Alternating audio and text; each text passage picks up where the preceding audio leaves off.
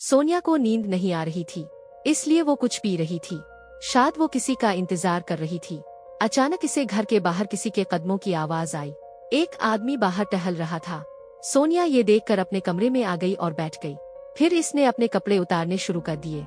कुछ देर बाद कोई आया और इसके जिस्म के साथ जोर आजमाई करने लगा, और सोनिया को भी ये सब अच्छा लग रहा था। अगले दिन सोनिया अपनी 2 बहनों के साथ बाहर गई। सबसे छोटी रिया सोनिया के साथ बैठी थी और माया पीछे बैठी थी। रास्ते में कुछ सिपाहियों ने उन्हें रोका और सवाल जवाब शुरू कर दिए, क्योंकि वो अक्सर इस इलाके में घूमा करते थे। इसी दौरान एक सिपाही ने सोनिया को पहचान लिया। वो इसके वालिद को जानता था। इसने अपने साथी को कहा कि उन्हें जाने दो। तीनों बहनें आगे बढ़ने लगे।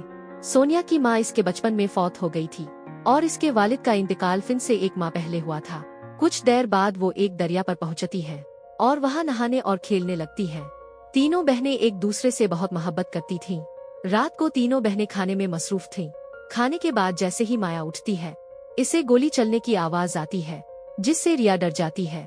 माया खिड़की से झांक कर देखती है और कहती है कि शायद सिपाहियों ने निक्सल पकड़ लिया है। जब इसकी बहनें सो जाती हैं, सोनिया फिर से किसी का इंतजार करने लगती है।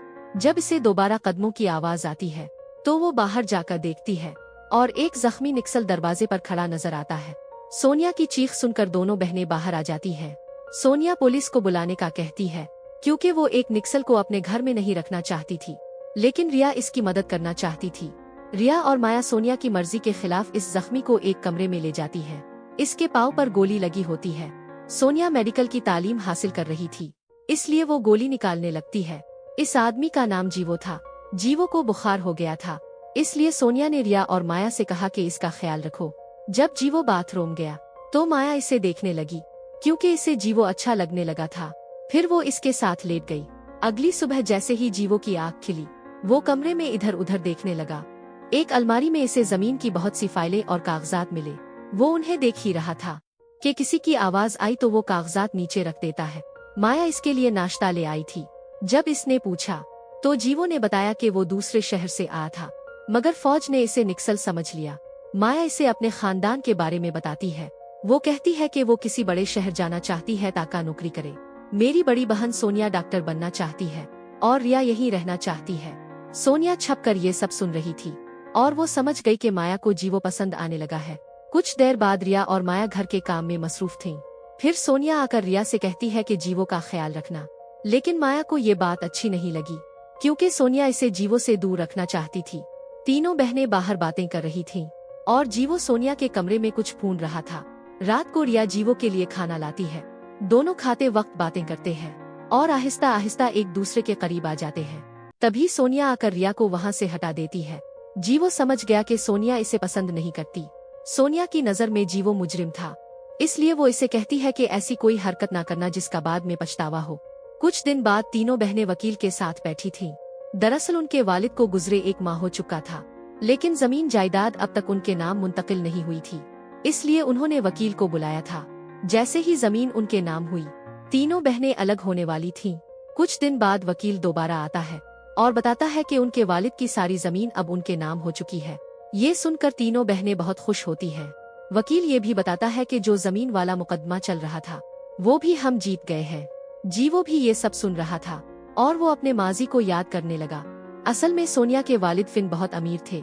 कुछ साल पहले जीवो के वालिद ने फिन से कर्ज लिया था, बदले में अपनी जमीन गिरवी रखी थी, लेकिन वो कर्ज अदा ना कर सके, इसलिए जमीन फिन के नाम हो गई। दोस्तों, अगर आप इस वीडियो को देखते हैं तो वीडियो को लाइक और चैनल को सब्सक्राइब करना ना भूली। इस सदमे से जीवो के वालिद ने खुदकुशी कर ली और जीवो बदला लेने के लिए आया था। वही जमीन जिसका जिक्र वकील कर रहा था जीवो की थी। कुछ देर बाद सोनिया रिया के साथ सब्जी लेने गई। वहाँ एक सिपाही आता है और सबको घर जाने का कहता है। एक सिपाहिन सीमा सोनिया से कहती है कि घर जाओ, और सोनिया इसकी बात मान लेती है। रात को सीमा सोनिया के घर आती है और दोनों के दरमियान जिस्मानी ताल्लुक कायम होता है और जीवो ये सब देख लेता है। दरअसल सोनिया का सीमा से चक्कर चल रहा था। इसकी बहनों को इस बारे में कुछ पता नहीं था, लेकिन जीवो सब जानता था। अगली सुबह सब मिलकर नाश्ता कर रहे थे।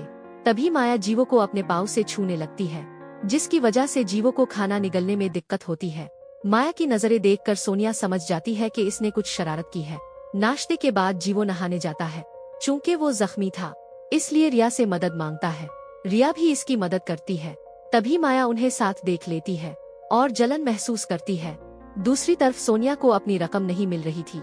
काफी तलाश के बाद वो माया के कमरे में जाती है और इसे अपनी रकम मिल जाती है।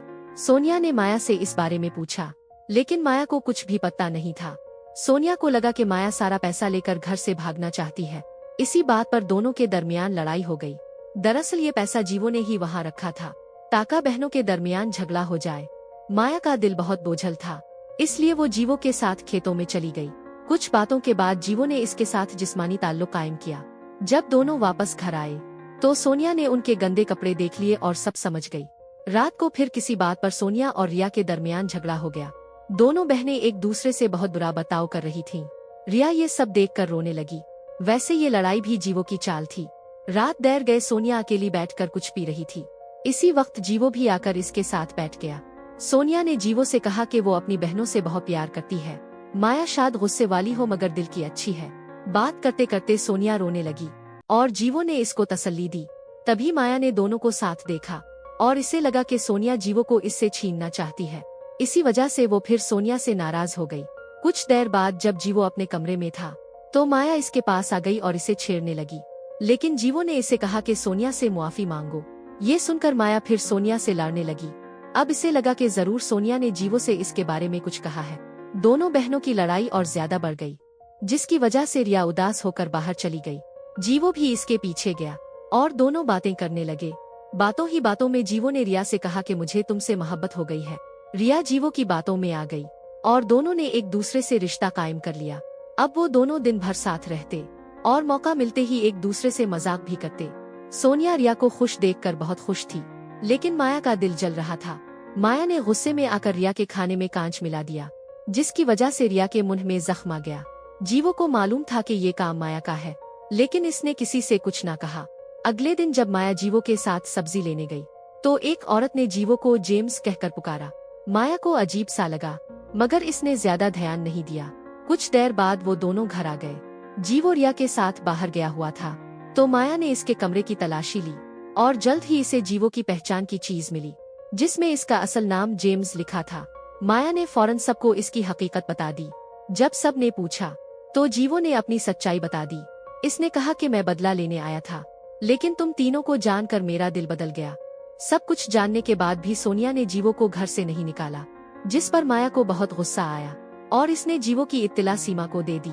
जैसे ही सीमा को जीवो के बारे में पता चला, वो माया को अपने साथ ले गया, लेकिन माया की खूबसूरती देखकर सीमा के इरादे बदल गए। माया जल्दी से गाड़ी से निकली और भाग गई, मगर वो ज्यादा दूर ना जा सकी। सीमा ने पहले इसकी इज्जत लूटी और फिर इसे मार दिया। अगली सुबह सोनिया और रिया को खेतों में माया की लाश मिली। जीवो रिया का ख्याल रख रहा था, जबकि सीमा सोनिया के साथ था। सोनिया बहुत गमगीन थी, इसलिए सीमा इसे छोड़कर जीवो को कूदने निकल गया। इसने जीवो को पकड़कर खूब मारा। ये देखकर सोनिया ने हंसी मजाक से काम लिया ताकि जीवो बच जाए, लेकिन सीमा ने सोनिया को भी पकड़ लिया। जीवो ने मौका पाकर सीमा पर पीछे से हमला कर दिया। अब जख्मी सीमा ने सच बता दिया कि इसने माया को मारा है। सोनिया ये सुनते ही गुस्से से पागल हो गई और सीमा को मार डाला। इसे मालूम था कि फौज कभी भी इसके घर आ सकती है, इसलिए इसने रिया और जीवो को घर से भेज दिया और खुद सीमा के कत्ल का इल्जाम अपने सर ले लिया। ये कहानी यहीं खत्म हो जाती है। कहानी अच्छी लगी हो तो वीडियो को लाइक और चैनल को सब्सक्राइब करना ना भूलिए। शुक्रिया। मिलते हैं अगली वीडियो में।